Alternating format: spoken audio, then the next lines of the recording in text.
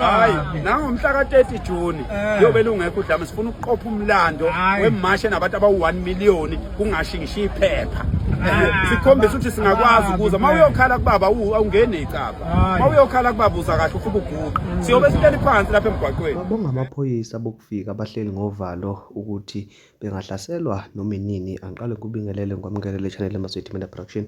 Mangabe uqala ukufika ngicela wenze isiqiniseko sokuthi ugcoba subscribe maqedwe bale video, ushaye like bese uyakhomenta kulolu daba namhlanje. Nganza kwethu kuyanda ungabikho kokuthula, iyanda i-unrest eSouth Africa njengoba ilokhu isondele njalo i-30 sika Juni okuwusuku olubekelwe abahleli ngaphandle kwemvume kulolu Mzansi Afrika ukuthi mhla ka-30 Juni makuthi ke awunawo abaphepha akuvumelayo kumele ukuthi ke ube usendleleni ebheke ekhaya. Kanti ke emavidweni azungezayo nje enkuleni zokuxhumana kulezi insuku kusuke ke kuzwakala ke bona bokufika bebonga amaphoyisa ngokubavikela. Kanti ke futhi sezikhona nezinsolo zokuthi uma ngabe kusekusondele i-30 uhulumeni wakulelo Mzansi Afrika uzodedela amasosha ukuthi ke aqaphe ngokhozi izwe lonke leli ukuthi ke alukho udlame njengoba kuzokhumbula nangonyaka ka-2021 ngenkathi ke kunale unrest eyayikhona ngoJulayi. Futhi nje uhulumeni ungakhathazeki umuntu okufika phola esinqeni njengejekeje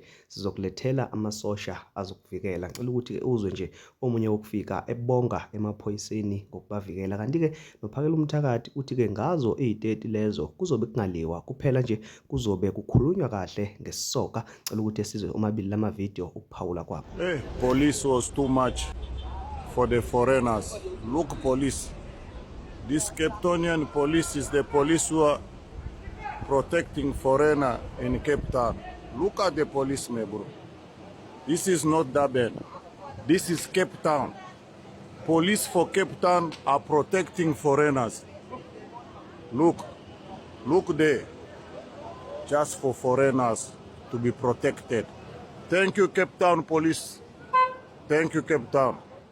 Wabonela amaphoyisa abaphethe lekoni atafuna inteleza wathi tatu ndathepakela sibahla inteleza yebo babazi nokuthi bazoyenzani.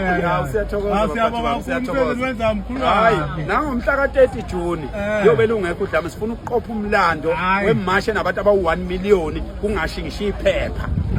Sikhombisa ukuthi singakwazi ukuza mawuyokhala kubaba awungene icapha. Mawuyokhala kubaba uza kahle ufike ugugu. Siyobe sihleli phansi lapha emgwaqweni.